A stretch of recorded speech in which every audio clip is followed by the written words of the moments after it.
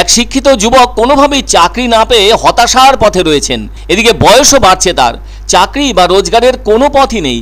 তাই কি আর করা, শেষটায় টোটো চালিয়েই বাকি ভবিষ্যতের ভাঙা স্বপ্ন দেখছেন ওই যুবক। এদিকে টোটো চালিয়েও বিয়ের পাত্রী না মেলায় জামাই ষষ্ঠীর আদর আপ্যায়ন থেকে বঞ্চিত আছেন বলে আক্ষেপ তার বক্তব্য, কপালে চাকরিও জোটেনি, তাই বিয়ের পাত্রীও জোটেনি। ফলে জামাই ষষ্ঠীর সেই অনুষ্ঠানের জামাইদের আদরের ক্ষেত্র থেকে অনেক দূরে থাকায় নিজেকে অসহায় বোধ করছেন ওই টোটো চালক শিক্ষিত যুবকটি। সামনের সপ্তাহেই জামাই ষষ্ঠী, ফলে সেদিন বাঙালির ঘরে ঘরে খাওয়ার আয়োজন, যাকে এক কথায় বলা যায় মহাভুরিভোজ, যা থেকে এই টোটো চালক যুবক বঞ্চিত থাকছেন। তার কারণ আজও তিনি অবিবাহিত অবস্থায় আছেন। তার কাছ থেকে জানা যায় মেয়ের মা বাবা ভালো পাত্র ছাড়া মেয়ের বিয়েই দিতে চান না। তাই জামাই ষষ্ঠীর বাজারে ফল, সবজি, মাছ এবং জামা কাপড়ের থেকেও দামি চাকরিজীবী জামাইয়ের। তবে তিনি যে শুধু নিজের কথাই বলছেন তা কিন্তু নয়, এর পাশাপাশি সাধারণ শ্রমিকদের কথাও বলছেন তিনি। কারণ তারা তো সামান্য রোজগার করেন প্রচুর শ্রমের বিনিময়ে। আসলে সঠিক সময়ে বিয়ে না হয় আক্ষেপ শ্রমজীবী যুবকদের। কে দেবে মেয়ে? সবাই তো চায় চাকরিজীবী পাত্র। আর প্রত্যেক বছরের মতো এবছরও জামাই ষষ্ঠীর মুখে শোনা গেল আক্ষেপের সুর প্রাপ্তবয়স্ক এক শ্রেণীর যুবকদের কাছে। আম, কাঁঠাল, লিচু তো আছেই, তার সাথে থাকছে নতুন জামা কাপড়। কারণ ওই দিনটিতে জামাই মেয়েকে নিয়ে ষষ্ঠী করতে শ্বশুর বাড়ি যান।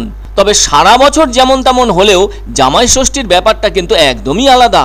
ওই দিনের আদরের ব্যাপারটাই অন্যরকম। দিনটির জন্য থাকে বাড়তি পাওনা, ঘুরতে যাওয়া, পরিবার পরিজনদের এক জায়গায় বসে নানা গল্পে মশগুল হওয়া, তাছাড়া দুপুরের মধ্যাহ্নভোজের পর্ব, সেটাও তো আলাদা। কত ধরনের খাবার দাবার, মাছ, মাংস, দই, মিষ্টি, যেন একে অপরকে টেক্কা দিয়ে থাকছে। জামাই ষষ্ঠীর কথা এভাবে ভাবতে ভাবতে তাদের মনের ভেতরটাও যেন আফসোসের মেঘে ভরাট হয়ে ওঠে। সত্যিই তো, যারা আজও বিয়ের পিঁড়িতে বসেননি বা সেই সৌভাগ্য জীবনে আসেনি, সেই সব সাধারণ রোজগারের যুবকরা ভাবতে থাকেন এ জীবনে তারা আর জামাই বোধহয় হতে পারবেন না। জামাই হলে তবেই তো সেই জামাই ষষ্ঠীর আদর আপ্যায়ন পাওয়া বাস্তব হয়ে ওঠে। তাদেরই কেউ কেউ বলছেন পড়াশোনা সাধ্যের মধ্যে অনেকটাই হয়েছে, যোগ্যতা থাকলেও এদেশে চাকরি মেলে না, তাই কি আর করবেন। তাদেরই কেউ হয়তো টোটোর ভবিষ্যতের সাথে নিজের ভবিষ্যৎকে বেঁধে ফেলেছেন।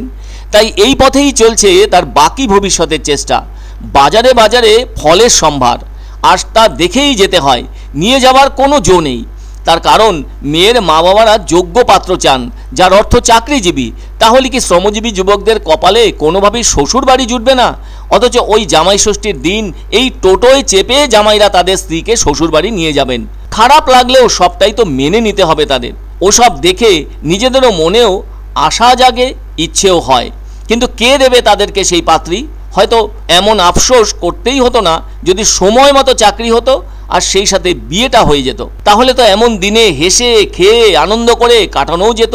এক্ষেত্রে ভাগ্যে বিশ্বাস করা যুবকদের কথা হলো, সেই ভাগ্য তাদের সাথও দেয়নি চাকরির ক্ষেত্রে, আর সাথও দেয়নি বিয়ের ব্যাপারেও। এদিকে যত দিন যাচ্ছে ততই বেকারের সংখ্যা বাড়ছে। একটা জিনিস তো স্পষ্ট বোঝা যায়, বয়স যেমনই হোক না কেন, ছেলের চাকরি থাকলেই ভালো। পাত্রের পরিবার ওটাই লক্ষ্য করে ওখানেই বিয়ে দিয়ে দেয় মেয়ের।